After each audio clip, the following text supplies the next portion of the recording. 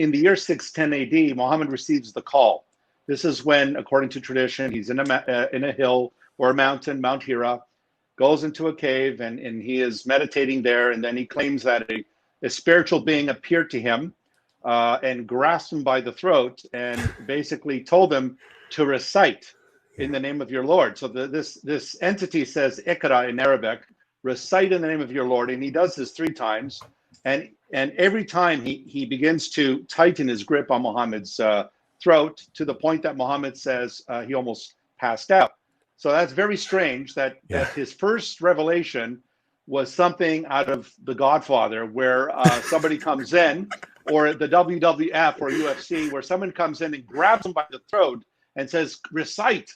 And so after this experience, Muhammad becomes very suicidal. He even tells us that he believed that he was possessed by a demon. And then he wants to throw himself off the cliffs, which is very strange. He runs off to his first wife, Khadija, and tells her about his experience. And he says, I think I've been possessed by the demons, by the jinn, and so forth. She ends up consoling him and telling him, no, this is a revelation from Allah.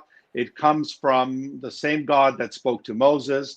And so when you really think about it, Ayo, it was really a woman that started Islam. She's the one who gave him his approval. Okay, first of all, we got to say, what type of an encounter is this?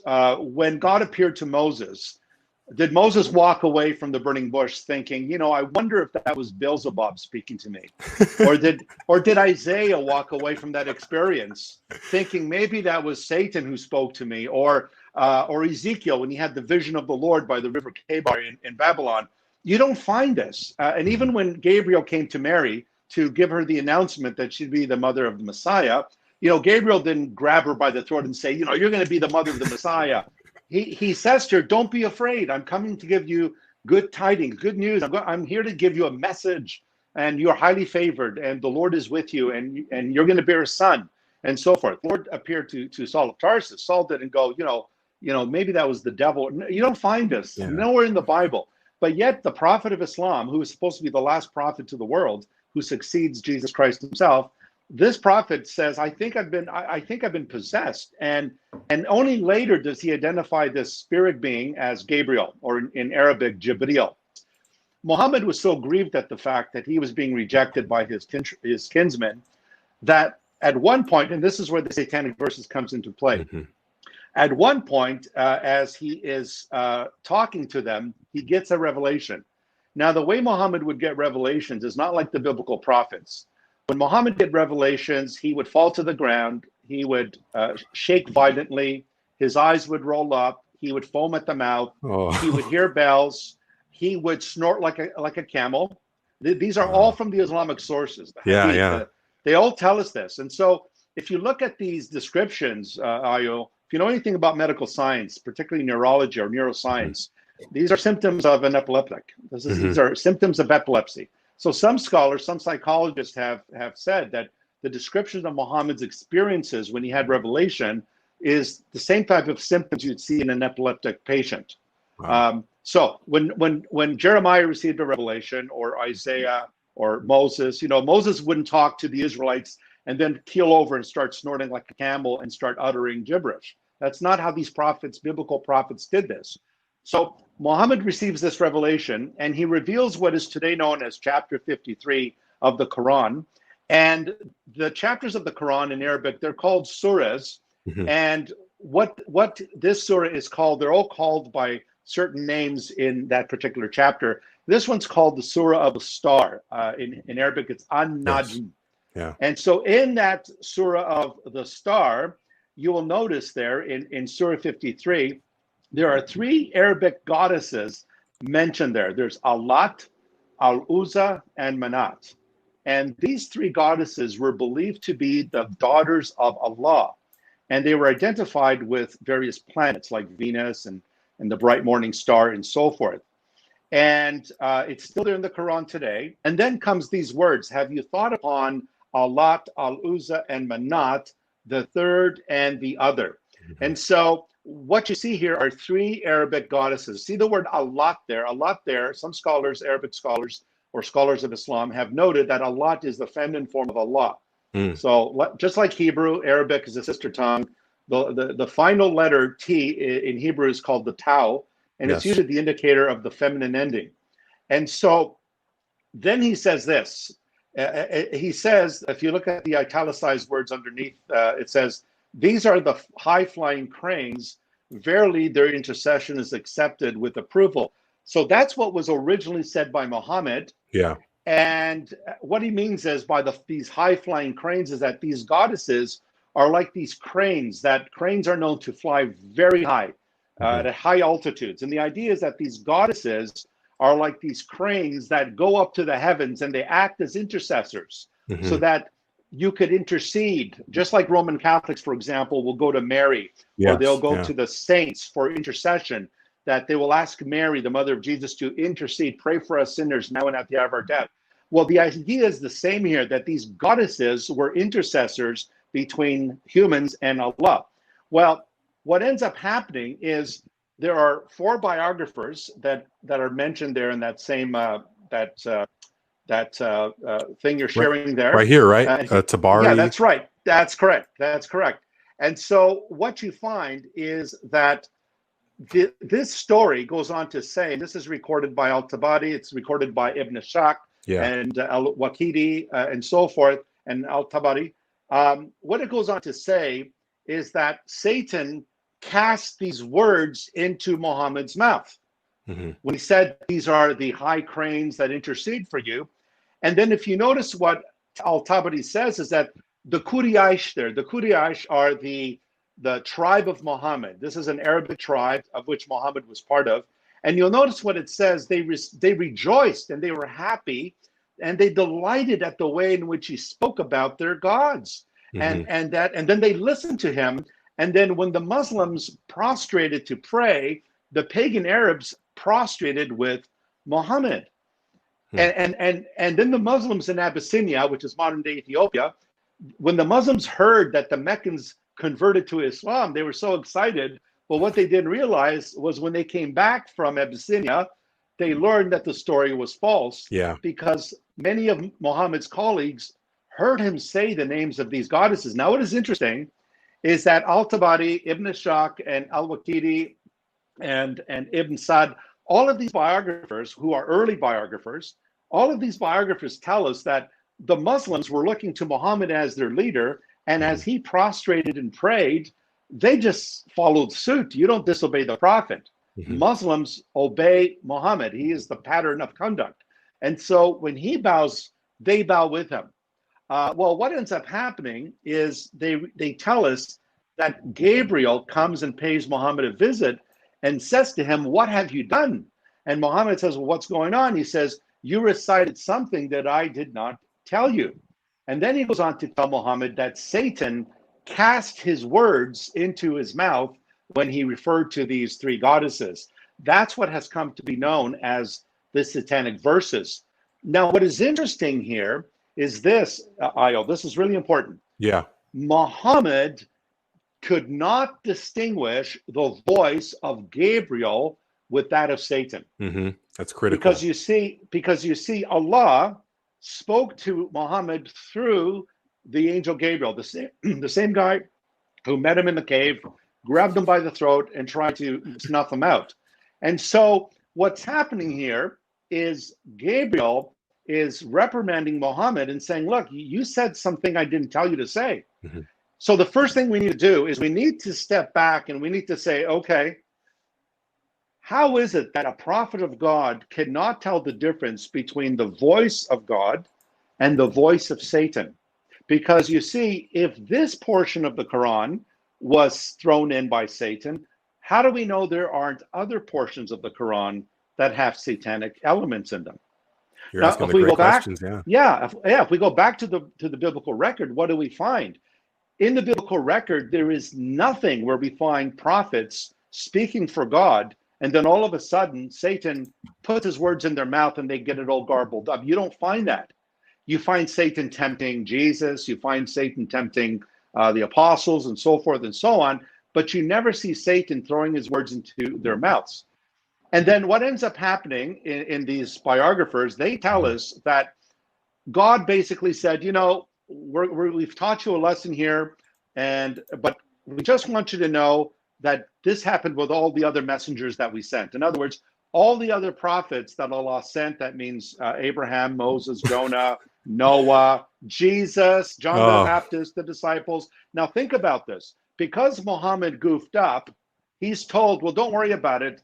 All the other prophets, Satan did the same thing with all the other prophets. So when we look at our Bible, where do we find where Satan did this with Jesus, or where Satan did this with Paul or Peter or John? Peter was moved by Satan to deny the Lord and to oppose him going to Jerusalem. But we need to understand something here. Whenever does the devil put his words into the mouth of the apostles?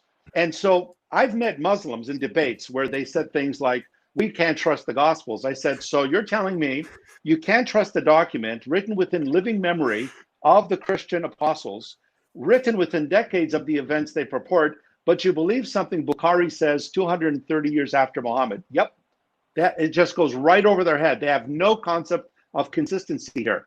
And so this is one of the reasons why scholars some of them doubt the historicity of Muhammad, because you don't hear anything about the guy until about a century and a half later. Mm-hmm. And so Ibn Ishaq writes the first biography, and then Ibn Hisham edits it and leaves that part out about the Satanic Verses. And then, of course, you got Al-Waqidi, who writes on the wars of the Prophet. And then, of course, you have Al-Tabari, a very respected commentator, who's part of what's called the Tafsir, the commentaries on Islam. So we have these 4 early biographers telling us about this story. So our Muslim friends really have to ask this question: how is it that our prophet did not know the difference between God's voice and the voice of the devil? Mm-hmm. And what other prophet in world history do we know, other than false prophets? What other prophet do we know that has done something like this? Now, here's a verse that I always share with my Muslim friends. So this is from Deuteronomy 18. Remember when Moses I was just about to say it, yeah.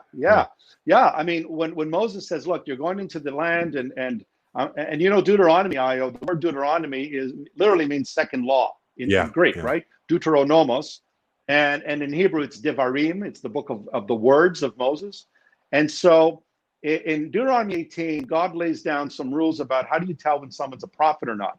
You know, if what they prophesy comes to pass, they're a prophet. If not, then they're not a prophet. But it's interesting. Deuteronomy 18, verse 20 says this: but the prophet who presumes to speak a word in my name, which I have not commanded him to speak. Now listen to this one. Or who speaks in the name of other gods, that prophet shall die. So if Muhammad lived in the time of Moses, he would have been put to death by stoning. They would have stoned him to death. Why?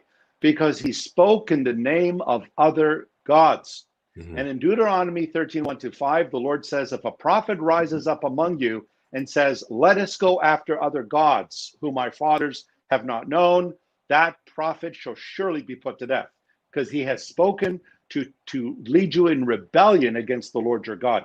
And so it's very clear that God does not play with prophecy. Mm-hmm. You know, a prophet's accuracy rate is always 100%. Amen. If it's 99%, they're not from God. It's always 100%. And so a true prophet of God would never, ever speak in the name of other gods. Mm-hmm. Muhammad obliged the pagans, and in fact mentioned their goddesses, which still exist in the Quran today, and tells them it's okay, they can intercede for you, you could pray to them, and they will go to Allah. They fly up to the heavens like the crane, and they will speak to Allah on our behalf. So this is a very embarrassing episode in Islamic history. And there was a scholar who is now deceased, but he wrote a PhD thesis at the university, I believe it was the University of Michigan. And the thesis was exactly on this. And I think he cited over 35 sources from Islamic literature that backs this up. And his conclusion is, this really happened. This was not a made-up story. No Muslim in their right mind would make up a story like this, because it's so embarrassing. But I have respect for these early biographers because they were honest enough to tell us what happened. And so this does not bode very well for our Muslim friends when they tell us Muhammad is the greatest prophet who ever lived. There's so many other problems. We're only talking about the Satanic Verses. We can talk about how he took a 6-year-old girl, he married her at 6, consummated the marriage when he was 54 and she was 9 years old. Muhammad even experienced a period of time when he was under a spell, or he was bewitched. He was under a spell for a certain amount of time, and he was actually delusional as well. And this is very interesting. What other prophets do we know that God allowed Satan to basically take over them or cause them to be captivated by Satan's spell? When it's interesting, in the book of Numbers 23 with Balaam, when he wanted to curse Israel and he ended up blessing them, it's interesting where God speaks through Balaam and says, no sorcery shall befall Israel. In other words, God would protect his people from sorcery, from the power of the evil one. And yet there's Muhammad bewitched by demons and so forth for a time period. And also he communicated with the dead. He could actually hear the dead speak. He said that he heard them screaming in their graves, particularly Jews. As you know, Islam has a very anti-Semitic streak. But he would hear the dead in their graves, and they believe that the dead in their graves could actually hear things, and they can see beyond our earthly veil and see into the next world and so forth. So it's not just that, there's just so much. I mean, when the Quran refers to Muhammad in chapter 33, it says he is the seal of the prophets. And Muslims will the standard response is the seal of the prophets means he's the last in the line of the prophets. But if you read the hadith, which are the stories of what Muhammad said and did, the seal of the prophet was actually a bodily mark. He actually had a lump between his shoulder blades on his back, and it even describes what that lump looked like. It says it was a hairy mole, and it had moles on it, and it was speckled like a partridge egg. And they said that was the seal of prophethood. Now think about it. What people believe that one of the signs of you being a spiritual person was to have a certain birthmark on your body? Well, you find this in shamanism. You find this in tribal religions and so forth, where they believe that certain marks on your body are auspicious signs that the gods have favored you and so forth. I mean, did John the Baptist say, look, I've got a mole under my arm, I'm a prophet? Or did Jesus show some bodily mark, look, I got a tumor on my forehead, that proves I'm a prophet? No, but Muhammad had a bodily mark on his back, and that was called the seal of prophethood. So it's interesting that what the Muslims tell us today and what the actual sources tell us are not exactly the same thing. So once again, our Muslim friends, they really need to consider Muhammad has all the hallmarks of a false prophet. Consider this. Paul tells us in Galatians 1 that one of the signs of another gospel is that he says, even if we or an angel from heaven come to you and deliver another gospel, let him be anathema. Now, what's interesting about Islam, just like Mormonism, is that both of these movements began with an alleged appearance of an angel to their prophet. And it's interesting that in 2 Corinthians 11, Paul warns about those who preach another Jesus and are preaching another gospel. And then in verses 13 to 15, he says, for such are deceitful workers. He says they are deceitful workers, they are false apostles. And then he says they transform themselves into the servants or ministers of Christ, and no marvel, for Satan himself transforms or disguises himself as an angel of light. Now, this is very interesting because Paul calls these people false apostles, pseudo-apostoloi. Now, why does Paul call them false apostles? Well, in Islam, is Muhammad called an apostle? Yes. The Shahada, which is the creed of faith, says, La ilaha illa Allah, Muhammad Rasulullah. Rasul is the Arabic word for apostle or messenger. Paul says those who preach another Jesus are false messengers, false apostles. Muhammad fits the description in every which way. And so if it walks like a duck and it looks like a duck and it quacks like a duck, it's a duck. And so he has all the marks. He has all the earmarks of a false prophet. So this is why the Satanic Verses is such an important topic, because Muhammad could not tell the difference. Now, isn't it mentioned in, now it's not specific, I want to be careful here how I word this, but isn't it indirectly implied in the Quran? Because isn't there, and I could find it here on the page, but isn't there a verse where it talks about how the polytheists and the pagans prostrated themselves, which is a weird thing to do if they were not listening to him before? That's right. And that's right. And that's because the Quran by itself, if you ever read the Quran by itself, the Quran claims to be mubin, which is Arabic for clear. The problem is there's nothing clear about the Quran. I mean, try read chapter 17 of the Quran and try to figure out what it means by blessed is he who took his messenger by night to the farthest mosque from the nearest mosque. Ask yourself, what is the farthest mosque? And what is, it doesn't define. And what does it mean he went by night? He traveled by night. There's various versions of Muhammad going to the farthest mosque. They say it was Jerusalem. And he went on a winged creature called Bakara, which it looked like a mule with wings in the face of a woman. And it's almost like a Pegasus type thing from the Greek myths. But he flies over to Jerusalem. But other accounts say his spirit was taken out of his body, like in a vision. And Aisha says he was sleeping beside me, but he wasn't there. It was like his spirit was taken out. So there's conflicting reports about what that is. The other problem when it says that Jerusalem is the farthest mosque is there was no mosque on the Temple Mount before 632 AD. Not until 691 when Abdul Malik built the Dome of the Rock. But prior to that, and the Dome of the Rock is not even a mosque. We know that because there's no Qibla, there's no direction of prayer in there. The mosque is the Al-Aqsa Mosque on the other side, but the Dome of the Rock is not a mosque. And Dr. J. Smith has a lot on this that he's spoken on, that to demonstrate that that was really not a mosque. It was in the formative years of Islam. Even if whether we can call it Islam at that early stage is questionable. But again, that's a debate for another day. The point is, there's a lot in the Quran that is so unclear that this is why they need the hadith. The hadith is the filler. It's like the wood filler where you fill in holes. It's the wood filler. It fills in the missing gaps. And so you're absolutely right. What the Quran is referring to is this event where it talks about how the unbelievers would have you prostrate with them and so forth. And so you're absolutely right. It is pointing back to that. But without Bukhari and the biographers, we wouldn't know what it's talking about. If you look at my debates with Muslims on who is the true God, is it the biblical God or the God of Islam?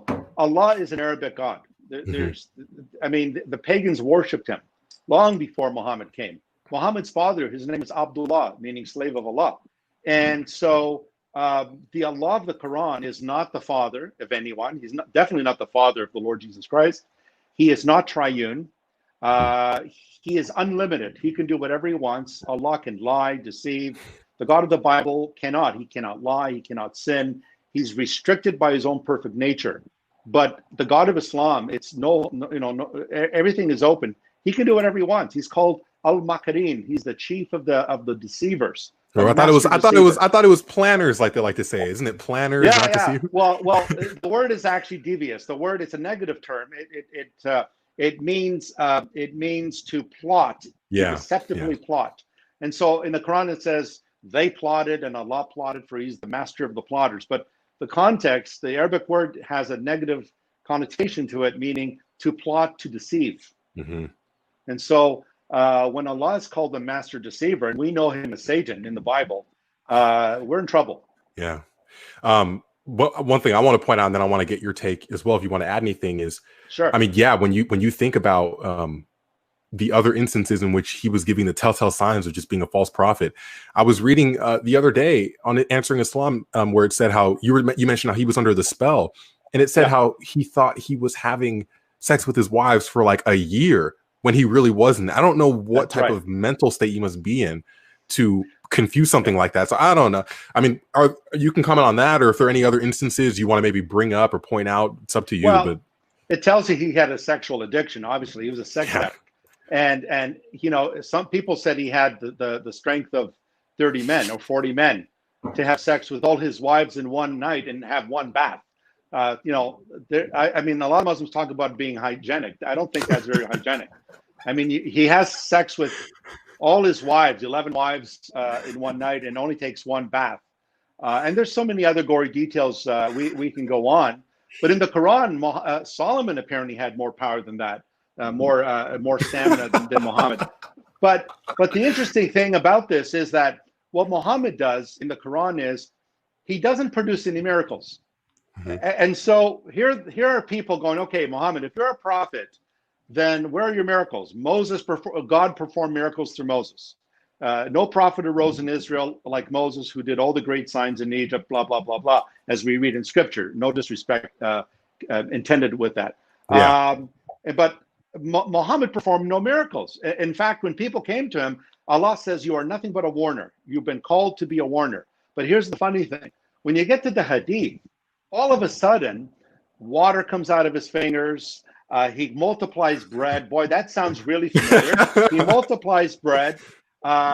He is able to do these. He walks through the village, through the marketplace, and all the vegetables and the fruits start saying, Allahu Akbar, Allahu Akbar. The stones. It's like an Islamic, it's like an Islamic version of VeggieTales. Like all of these vegetables just start crying out, Allahu Akbar. So what's going on here? The Quran says he didn't perform any miracles. The Hadith are filled with it. Why? Because the Hadith is reflecting Christian-Muslim polemics. Christians are challenging Muslims, saying, look, where are these miracles? Tell us, where are these miracles? Yeah. And all of a sudden, Muhammad performs miracles. So this is how we also know he's not a prophet. He claims to have, Muslims say, oh, he did. He cut the moon in half. Really? I mean, that's a pretty big sword. I mean, to cut the moon in half, you would have to have a sword bigger than the space shuttle. So they will say, and I will ask them, was it literal? They said, yes, he would literally split. How in the world did he do that? And then it says Gabriel came, knocked him out, right? Opened up his belly, opened him up. So he did some surgery, opened him up, took out his heart and washed it with Zamzam water and then put it back in him. I mean, think about that. Didn't it say that after that happened, his nurse tried to give him away because she thought he was she's like, I don't want him, like he's possessed or something. Yeah, that's right. And there were rumors that his mother Amina there was rumors that she was possessed as well, but that she had psychological problems. Yeah. So I mean, it's like a horror story, really, when you think about it. There is nothing prophetic about. I mean, Muhammad goes and visits. This is in chapter 33. He goes and visits his adopted son, Zaid. Yeah. And his wife comes to the door. Beautiful woman. And the Quran doesn't give us her name, but we know from the Hadith it's Zainab. So he comes to the door, and she's not fully dressed. She's probably wearing something thin. And it says she comes to the door, and then Muhammad muttered some things and walked away. And then all of a sudden, he has a revelation where Allah tells him to tell his adopted son to divorce his wife and give her to Muhammad. Now think about that. His adopted son, Zaid, has this beautiful woman who is also, now this is very important. Yeah. She is also the cousin of Muhammad. Oh, man. Cousin marriage is permissible in Islam, and this is a major problem in Pakistan, for example. A lot of Pakistanis marry cousins, and of course, as a result of that, a lot of children are born with mental illness and so forth. It's becoming a major problem in the UK now, a health crisis in the UK. Yeah. And that's because they're marrying cousins. Well, why would they marry cousins? Well, the Prophet did it. The Prophet is the standard model to follow. And so anyway, a long story short, Zaid says, okay, I'm going to divorce my wife and I'm going to give her to you in marriage, which he obliged. No one questions the Prophet. So what ends up happening is this. We got a problem now, okay? So Houston, we have a problem. What's the problem? The problem is Muhammad now has an adopted son, which means that if Muhammad dies, the prophet mantle, the prophetic mantle, goes to Zaid. So in order to stop the line of prophethood with Muhammad, in the very same chapter, Surah, chapter 33 of the Quran, adoption is abolished by Allah. Adoption there is no adoption in Islam. And so he abolishes adoption, and thereby, what does he do? He ends the line of prophethood with himself, and it's in that same chapter, you get this line, Muhammad is the seal of the prophets, and he is not the father of any of you. Why is he not the father of any of you? Because none of you can claim to become his successors as prophets. So here's the thing. The Quran goes on to say, Allah has given this to you, so there is no problem with fathers taking the wives of their adopted sons, but then you abolish adoption. What sense does that make? You're abolishing adoption anyway. So there will be no more adopted sons. And it's also in Surah 33 that you find Muhammad can have any woman he wants. He can have them without number, but Muslims can only have up to 4. Yeah, and refresh my memory on this too. Wasn't there an instance where I might get this wrong, but he was spending a lot of time with Aisha, and the other wives were getting mad, and so he made a promise that he wouldn't, and then right after the revelation came. Yeah, this was actually with Mary. He had a concubine, a sex slave, by the name of Mary the Copt. She was an Egyptian girl, and what he would do is Hafsa, one of his wives, Hafsa, caught him in bed with Mary the Copt in her bedroom. So she catches him with his slave girl, his sex slave girl. And that's another question. We can talk about, I mean, Black lives did not matter with Muhammad. We can talk about that at another time. And so he's having sex with Mary the Copt. Hafsa catches him. She goes berserk on him. And then he says, please, please, please don't tell Aisha about this. Because Aisha was his favorite wife. Yeah. And he only received revelations when he was wearing Aisha's garments. So now that raises another question about the whole transvestite thing. Apparently he liked wearing her garments, and he received revelation when he wore Aisha's garments. So as you can see, this is getting weirder and weirder. This is like, it's not Dumb and Dumber, it's weirder and weirder, right? So what he does is he begs Hafsa, please, please don't tell Aisha, and I will never do this again. Yeah. Well, what happens is Allah gives him another revelation and says, wives of the prophets, how dare you? No one has the right to criticize the prophet. He can have any woman he wants, anywhere, at any time. Yeah. To the point that Aisha says this in the hadith. Aisha says, it seems that your Lord always hurries to give you whatever you desire. And I love Aisha for this reason. She's a cheeky little girl. And she always puts Muhammad in his place. And she told him, she goes, it's so convenient that your Lord always comes and gives you revelations whenever it's convenient for you. And David did a video way back that I saw not too long ago where there was some cartoonist in some Muslim country who made an illustration about this, where it showed Muhammad in bed with a bunch of wives, and Allah was kind of peering in saying like, hey, like, is there anything I can get for you, Muhammad? He's like, oh no, you're good, like my butler, you know, and stuff. And I mean, that alone it's like a sock puppet, right? I mean, who's the it seems like Allah is the sock puppet, right? And Muhammad's the one speaking. So if you read the Quran very carefully, what Allah says is basically what Muhammad says. And that is why there's such a Surah 33, chapter 33 says, whenever Allah and his messenger decide on a matter, it's not for the believer, male or female, to have any decision thereof. So once Allah and Muhammad decide on something, or chapter 4 verse 65 says that unless you submit to Allah and obey his messenger, you have nothing to, you have no say, you have nothing to hope for unless you submit to Allah and his messenger. So that's why anyone who criticizes Muhammad or mocks him or draws pictures of him, you'll notice Muslims seek the death penalty for such people. And so, and of course, there's the Surah, chapter 4, verse 34. If you suspect infidelity from your wife, you can beat her or scourge her. So there's divine sanction to beat your wife in Islam. And Muhammad said a man will not be asked why he beat his wife. And so there's spousal abuse. I don't see anywhere in the Bible where it says it's okay to beat your wife as a punching bag. So there's spousal abuse in the Quran. And at the end of the day, if you're going to stake your eternity on someone who couldn't tell the difference between God's voice and the devil's voice, someone who couldn't even perform miracles, someone who actually got all his stories in the Quran from other sources. Even the Quran admits that his critics said, we've heard this all before, these are tales of the ancients. And we know where the stories come from. We know they're pre-Islamic. We know where the story of Jesus talking from the cradle came from. We know the story of God raising up Mount Sinai over the heads of the Jews comes from the Talmud. We know where it came from. So are you really going to stake your eternity on that person? Or are you going to stake your eternity on the one who came into history, who split history in half, and who not only spoke truth and brought God's love and grace to us, but he demonstrated his love towards sinners, that he died on a cruel cross, and he vindicated his claims by being raised from the dead. And Jesus Christ today is alive. He's risen from the dead. He's the only hope of sinners. And you have no assurance of salvation. No Muslim has assurance of salvation other than dying as a martyr. But Jesus Christ offers you today peace with God, assurance, sins forgiven. And I have that, and Io has that. And it's a blessed assurance that we have. And we have peace with God.